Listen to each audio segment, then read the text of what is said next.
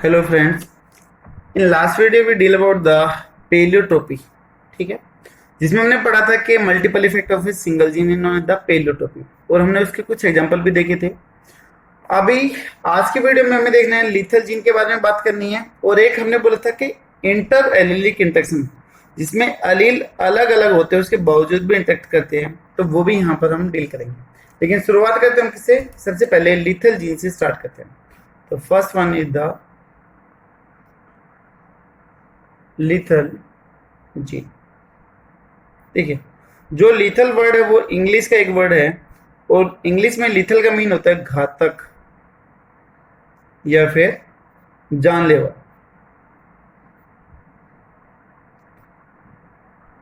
तो सेंस क्या निकल गया? एक ऐसा जीन जिसके चेंज होने की वजह से, जिसकी म्यूटेशन होने की वजह से किसी भी ऑर्गन की डेथ हो जाए, तो दैट इफेक्ट या फिर that gene is known as the lethal gene. ठीक है, तो हम बोल सकते हैं gene whose phenotypic effect expression kill the bearer या फिर patient, that is known as the lethal gene. जिस भी पर्सन में, जिस भी बेरर के अंदर ये जीन होगा, उसके अंदर क्या हो जाएगी? उसकी डेथ हो जाएगी। तो हम डेफिनेशन बोल देंगे, a gene whose phenotypic effect kill the bearer। bearer का मतलब जो उसको कैरी करने वाला है, यानी कि कैरियर। यहां पर आप कैरियर को दूसरी सेंस में मत लेना जिसमें हेटरोटिपिक कंडीशन हो, बल्कि कैरियर वो है जिसके अंदर क्या होगा? प्रेजेंट होगा। तो bearer या फिर career is known as lethal gene। उसको हम क्या बोल देंगे? lethal gene बोल देंगे। ठीक है, और ये जो जीन होगा, जो lethal gene होगा, वो हमेशा किस में मिलेगा? होमोजाइगस कंडीशन में मिलेगा। ठीक है, तो दूसरा पॉइंट इसका, lethal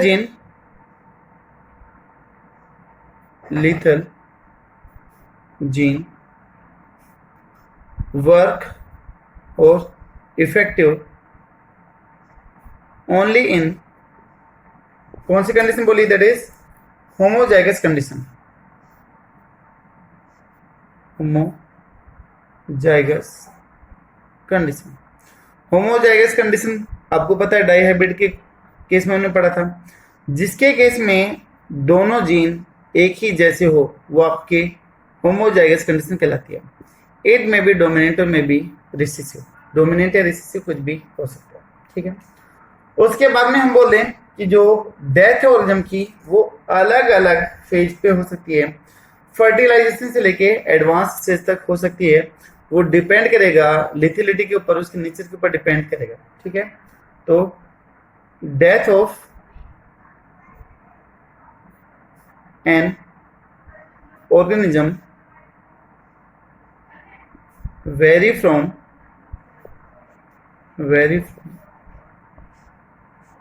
fertilization of egg to advanced stage of life।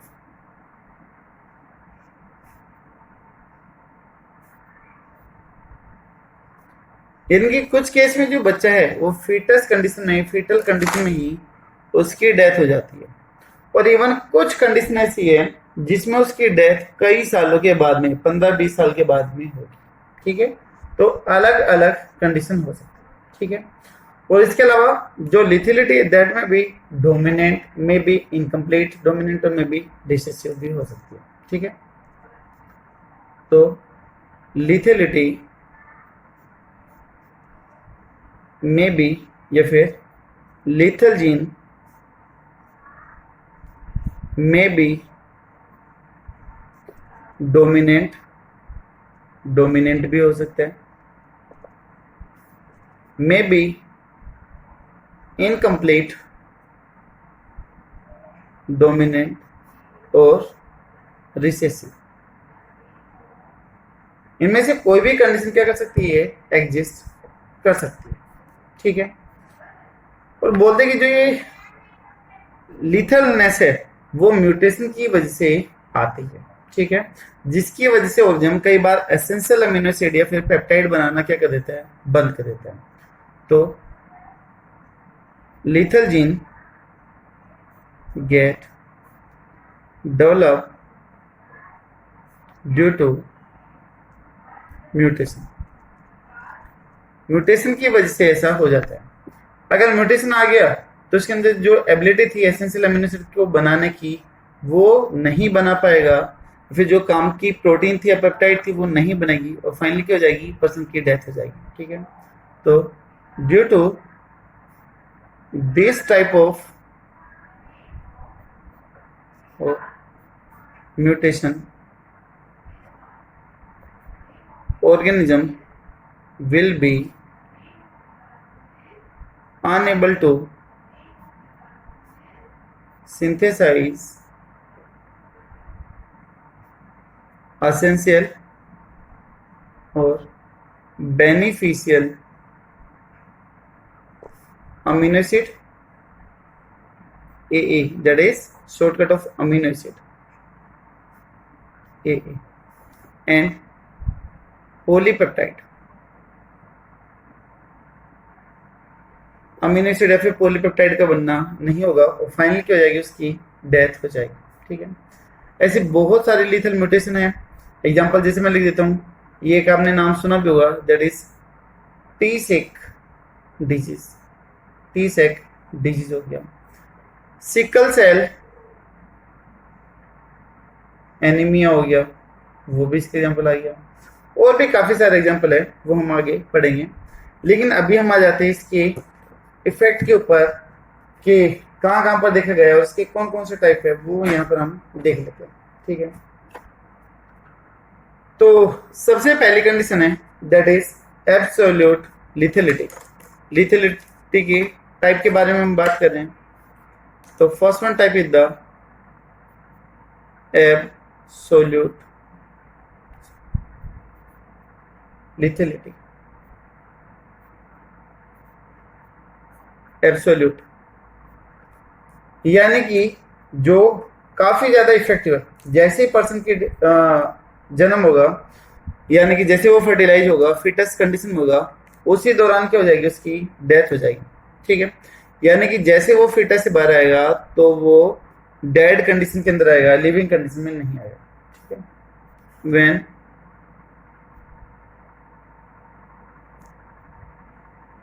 lethal gene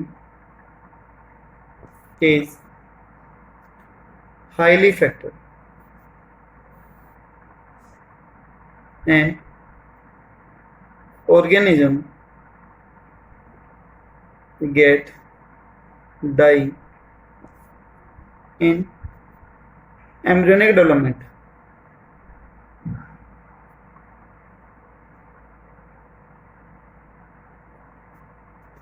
तो एम्ब्रियोनिक डेवलपमेंट के दौरान अगर किसी ऑर्गन की डेथ हो रही है तो वो कहलाएगा आपका एब्सोल्यूट लिथेलिटी कहलाएगा। यानी कि उसका जन्म ही डेथ के साथ में होगा, वो मरा हुआ पैदा होगा, ठीक है। यहाँ पर हम एग्जांपल देख लेते हैं, coat colour of the mice, ठीक है। ये इसका काफी फेमस एग्जांपल है जो कई बार कॉम्पिटिशन में पूछा जाता है। तो यहाँ पर हम इसकी बात कर लेते हैं। तो एग्जांपल आ जाएगा कोट कलर ऑफ माइस। और अगर हम कोट कलर की भी बात कर दे तो यहाँ पर आता है येलो कोट कलर, ठीक है। कई बार दे देते हैं येलो, ग्रीन, ब्लू, ऑरेंज, कौन सा कलर लिथल नेचर का होगा, तो यहाँ पर होगा ये येलो कलर का। और ये जो लिथेलिटी फाइंड आउट करी थी माइस के कोट कलर में, that was discovered by Lucien Cuenot, discovered by Lucien Cuenot. Cuenot ने इसको रिपोर्ट किया, रिपोर्ट, ठीक है। उन्होंने क्या देखा कि जो जीन है वाई, ठीक है, कैपिटल वाई, वो किसके लिए रिस्पॉन्सिबल है, येलोनेस के लिए रिस्पॉन्सिबल है। अब ये दो कंडीशन में मिल सकते हैं। एक तो ये हेट्रोजाइगस कंडीशन है, तो उसका कोट कलर कैसा आएगा, येलो आएगा, लेकिन वो क्या करेगा, सर्वाइव कर जाएगा। दूसरा ये कि अगर उसका कोट कलर ये है, वाई वाई है, तो यहां पर उसकी क्या हो जाएगी, डेथ हो जाएगी। तो ये कैसे हो गया, लीथल जीन हो गया, ठीक है। माइस गेट डाई, उसकी डेथ हो जाएगी, ठीक है। तीसरी कंडीशन ये है, तो यहां पर तो क्या थे, heterozygous condition capital Y small Y, और यहां पर क्या है, कैपिटल वाई कंडीशन है। तो अगर कैपिटल वाई स्मॉल वाई है तो कैसे आएगा, येलो। अगर दोनों के दोनों कैपिटल वाई है तो यहाँ पर क्या हो जाएगा, लीथल नेचर का होगा, पर्सन की उसकी ऑर्गन की क्या हो जाएगी, डेथ हो जाएगी, ठीक है, डेथ हो जाएगी। इसके बाद में एक तीसरी कंडीशन आती है, that is small Y condition यहाँ पर आती है। इस कंडीशन में होगा क्या कि जो पिगमेंट बनाने वाले जीन है वो है ही नहीं, तो यहां पर उसका कोट कलर कैसे आएगा, व्हाइट आएगा, तो नो पिगमेंटेशन, ठीक है, कोई भी पिगमेंटेशन नहीं, तो उसका कलर कैसे होगा, that is white coat colour होगा। तो जो लिथेलिटी है वो किस में आ रही है, होमोजाइगस कंडीशन में आ रही है। ये भी होमोजाइगस है, बट ये कैसे है, रिसेसिव नेचर का है।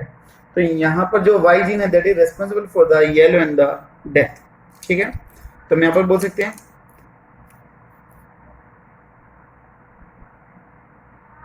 Y gene responsible for yellowness, yellow color and death। Yellow colour और डेथ के लिए क्या होगा, ये रेस्पॉन्सिबल होगा, ठीक है। तो कीटोन ने पहला केस डील किया था, किसके केस में, माइस केस में।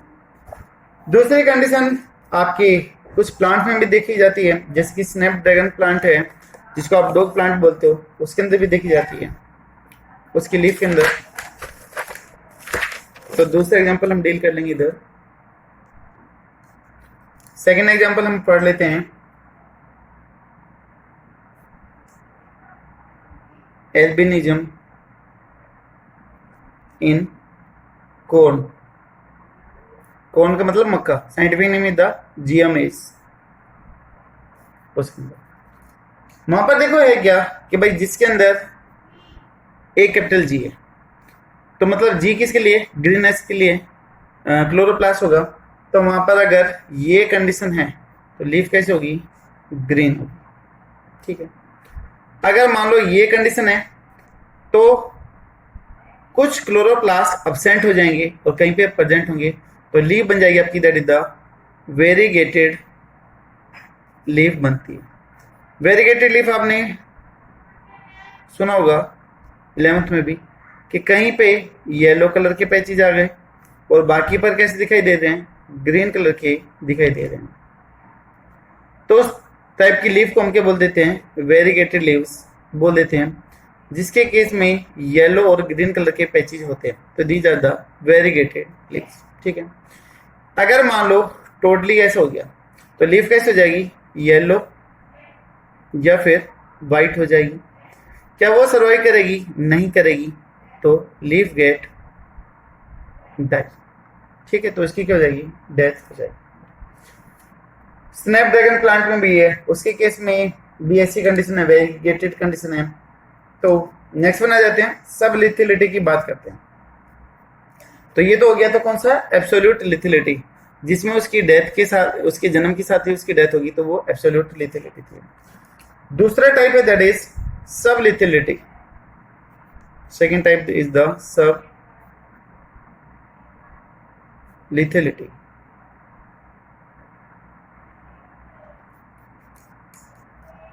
यानी कि तब ऑर्गन की डेथ हो चाइल्डहुड में, यानी कि सेक्सुअल मैच्योरिटी अटेन करने से पहले उसकी डेथ हो जाए, तो वो कहलाएगी सब लिथिलिटी कहलाएगी। When organism get die before attaining the sexual maturity.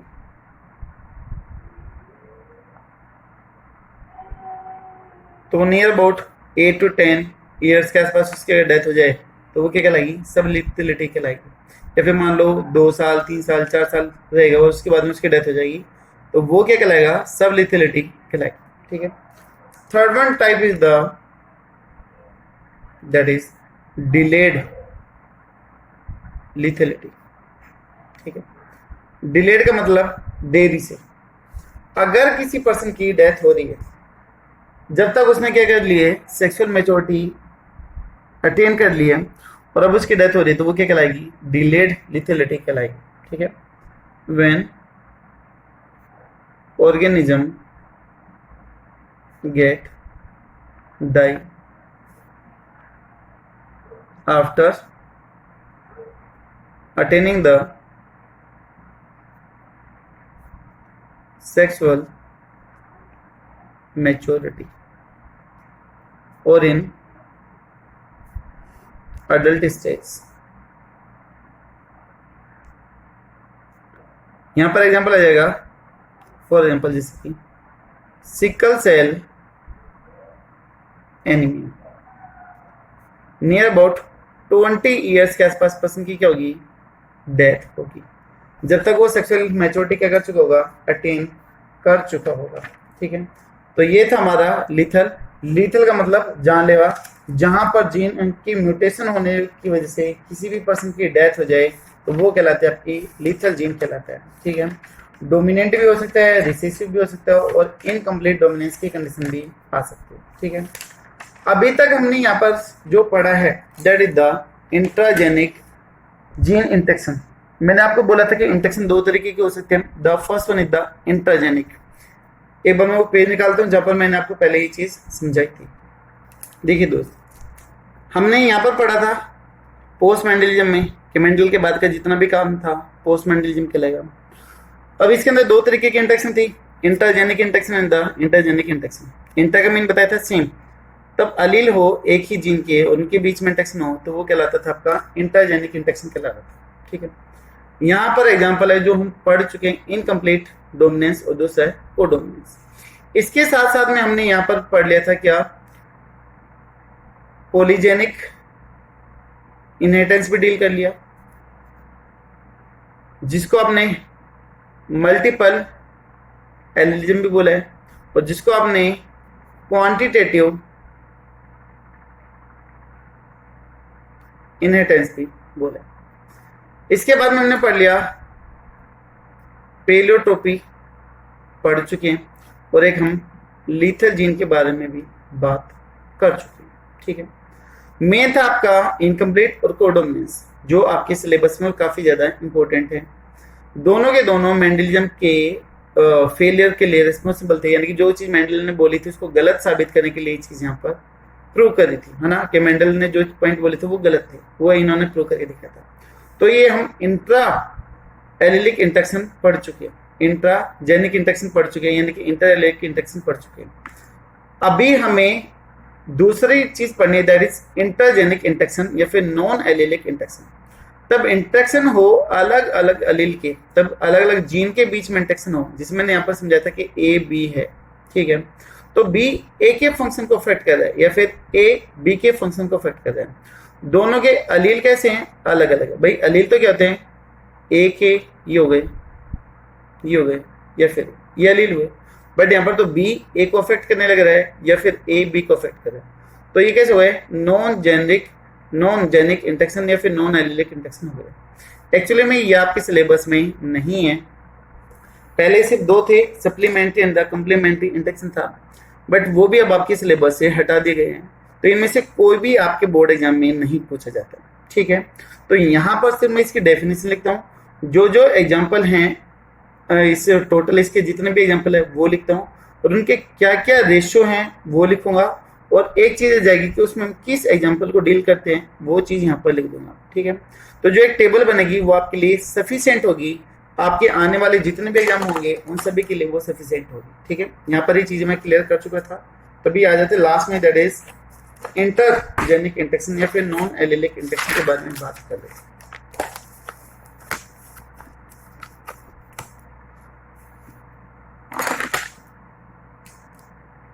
यहाँ पर इंटरजेनिक या फिर नॉन एलिलिक इंटरेक्शन के बारे में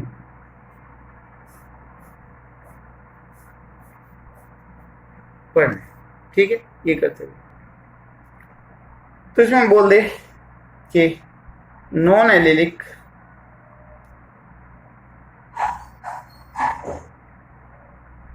genes interact to determine phenotypic character, यानी वो एक दूसरे से अलग अलग एक दूसरे के साथ में इंटरेक्शन कर रहे हैं, तो वो किसके लिए, फिनोटाइप को कंट्रोल करने के लिए, ठीक है। इस टाइप की इंटरेक्शन की वजह से कई बार न्यू फिनोटाइप भी निकल के आते हैं without modification of the Mendelism ratio, ठीक है। And sometime new phenotypes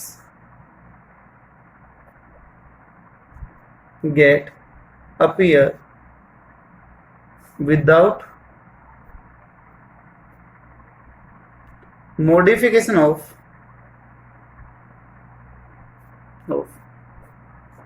typical Mendelian ratio. जो मेंडल का जो रेशियो था टिपिकल डायहाइब्रिड के लिए दैट इज 9:3:3:1, वो रेशियो सेम रहेगा, लेकिन उसके बावजूद भी यहाँ पर ये नए नए तरह के इंटरेक्शन को रिप्रेजेंट करें, ठीक है। अब यहाँ पर एक दो कुछ टर्म है, पहले वो देख लेते हैं, फिर उनके एग्जांपल्स के ऊपर आते हैं। यहाँ पर पहली टर्म है that is epistatic, first one is the epistatic, ठीक है। एपिस्टेटिक या एपिस्टेसिस या फिर एपिस्टेटिक जीन, तो यहां पर लिखेंगे ए जीन दैट मास्क या फिर कवर अनदर जीन एक्सप्रेशन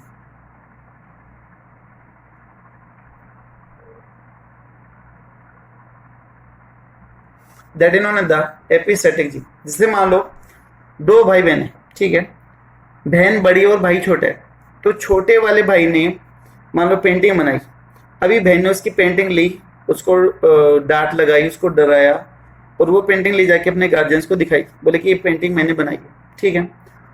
अभी उसके पेरेंट्स ने खुश होकर उसको 10 रुपए दिए या कोई भी प्राइज दिया, ठीक है। अभी यहाँ पर एपिस्टेटिक नेचर का कौन हुआ, दैट इज द सिस्टर, जो बड़ी है, जिसने छोटे भाई के फीचर को, उसकी क्वालिटी को क्या कर दिया, सप्रेस कर दिया।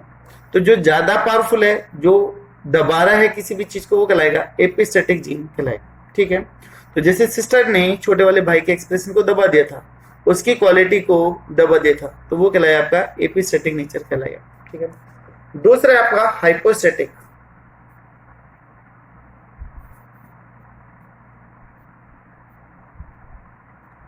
हाइपोस्टेटिक जस्ट उसका उल्टा, जो जीन दब गया है, जो अपना एक्सप्रेशन नहीं दे पाया है, वो क्या कहलाएगा, आपका हाइपोस्टेटिक जीन कहलाएगा, ठीक है। तो a gene whose expression is mask by या फिर कवर्ड बाय या फिर inhibit by a non allelic gene, ठीक है। तो जो दवा है वो क्या कहलाएगा, हाइपोस्टेटिक कहलाएगा, जैसे कि छोटा भाई था वो, ठीक है। तो ये लोकल एग्जांपल से मैंने आपको समझाया। अब इसमें कौन कौन से तरह के इंटरेक्शन आ जाते हैं वो यहाँ पर हम देख लेते हैं। ये टेबल बोर्ड एग्जाम के लिए नहीं है, लेकिन हाँ कंपटीशन एग्जाम में कोई हाई लेवल का एग्जाम होगा तो वहां पर जरूर हो सकते हैं। तो यहाँ पर कौन कौन से इंटरेक्शन है, इंटरेक्शन के नेम, उसमें एग्जाम्पल कौन सा है और उसके क्या रेशियो आए हैं, वो यहाँ पर आपको देख लेना। सबसे पहला यहाँ पर मैं बात कर लेता हूं डोमिनेंट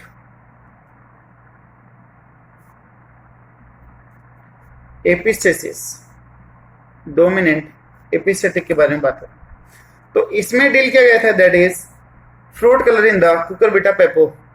फ्रूट कलर इन,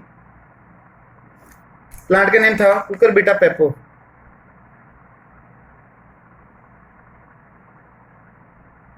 ठीक है, व्हाइट और ग्रीन था, क्रॉस करवाया तो हाइब्रिड व्हाइट आ रहा था, तब क्रॉस करवाया था तो वहां पर व्हाइट भी आए थे, येलो भी आए थे और ग्रीन भी आया था। ठीक है, तो मैं सिर्फ रेशियो लिख देता हूँ कि यहाँ पर रेशियो क्या था। रेशियो था 12:3:1 ठीक है, ये आया था इधर। तो यहाँ पर आपका जो 12 थे वो क्या थे, यहाँ पर व्हाइट, 3 क्या थे, येलो और एक कैसा था, ग्रीन। तो ये व्हाइट, येलो और ये क्या था, ग्रीन। पहला हो गया। इसी तरीके से हम दूसरा नाम यहां पर देखते हैं। जो दूसरा नेम है वो आ जाएगा आपका डुप्लीकेट जीन का। डुप्लीकेट जीन और also known as the pseudo allele. Pseudo allele के बारे में आ जाए। ठीक है, तो यहां पर क्या था, फ्रूट की शेप ऑफ फ्रूट। तो fruit shape in sphere purse, sorry SHEPRD, shepherd purse और also known as the Capsella. Capsella category का ये फ्रूट है। यहाँ पर जो रेशियो आते हैं दैट इज 15:1, 15:1। 15 कैसे थे, यहाँ पर ट्रायंगुलर थे और जो एक था वो कैसा था, टॉप शेप का था। ठीक है, थर्ड एग्जांपल आ जाएगा आपका जो हम यहाँ पर देखेंगे, दैट इज पॉलीमेरिक जीन या फिर एडिटिव जीन। ये वर्ड हम पढ़ चुके हैं पॉलीजीन के अंदर। पॉलीमेरिक जीन या फिर एडिटिव जीन, तब काफी सारी चीजें मिलके एक ही चीज को कंट्रोल कर रही है तो वो आपकी पॉलीमेरिक इंटरेक्शन कहलाती है। इसमें एग्जांपल आ जाए आपका समर स्क्वैश फ्रूट। इसमें इसकी फ्रूट शेप को हमने डील किया था। इसमें जो रेशियो आते हैं वो आता है आपका 9:6:1। ठीक है, 9:6:1। अब आप सभी के केस में देख सकते हो 12 और 3 15 और 1 16, 15 और 1 16, 9 और 6 15 और 1 16। सभी के केस में रेशियो कितने आ रहे हैं, 16 में आ रहे हैं। और जो मेंडल का था टिपिकल रेशियो वो भी क्या था, 9:3:1 और टोटल कितना आ रहा था, 16 आने लग रहा था। तो इसलिए इसको change of typical Mendelian ratio बोला गया। ठीक है, नेक्स्ट वन आ जाएगा इधर सप्लीमेंट्री जीन।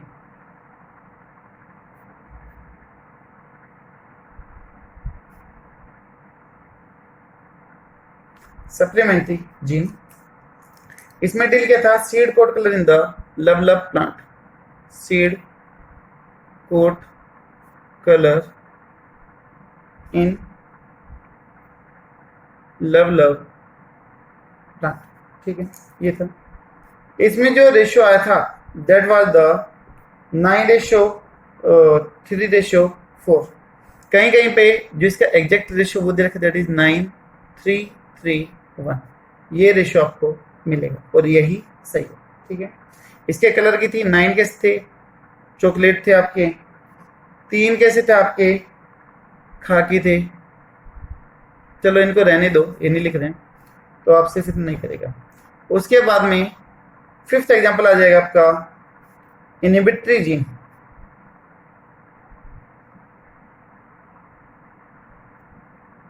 इनहिबिटरी जीन के अंदर जो एग्जांपल लिया गया था वो लिया गया था anthocyanin pigment in rice. Rice plant में पिगमेंट के बारे में बात करी गई थी। तो यहाँ पर रेशियो आएगा आपका 13:3। मैं जल्दी इसलिए बता रहा हूँ क्योंकि ये सिलेबस में नहीं है, लेकिन फिर भी आपको थोड़ा बहुत आइडिया मिल जाएगा कि किसके अंदर क्या रेशियो था और किसको डील किया गया था। अलग से हम कोई 1 या 2 वीडियो बना के इनको डील कर देंगे। ठीक है, उसके बाद में next one that is the collaborative gene.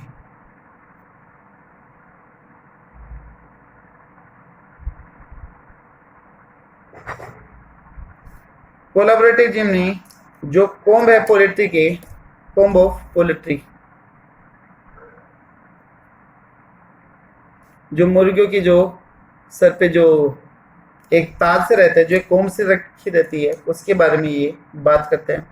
तो यहाँ पर इसका रेशियो आएगा 9:3:3:1 आ जाता है। ठीक है, मैं कह रहा था कि यहाँ पर कई जगह पर ये मिलता है और कहीं पर और भी कुछ मिलता है।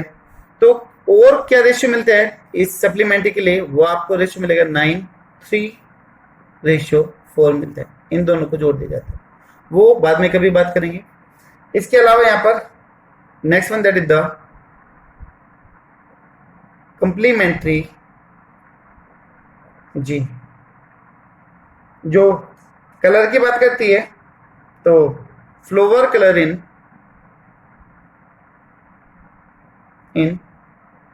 स्वीट पी, स्वीट पी का scientific name is the Lathyrus odoratus. यहाँ पर जो रेशियो है दैट इज 9:7। 9 पर्पल और 7 कैसे आ जाएंगे, कलरलेस आ जाएंगे। ठीक है, तो लगभग ये थे आपके इंटरजेनिक इंटरेक्शन के एग्जांपल और उनके रेशियो और उनके एग्जांपल के किसमें हम क्या क्या करते हैं। ठीक है, मेन इस वीडियो में था आपका लिथिलिटी और इसके एग्जांपल। ठीक है, आई होप शायद आपको क्लियर होगा। Thank you so much.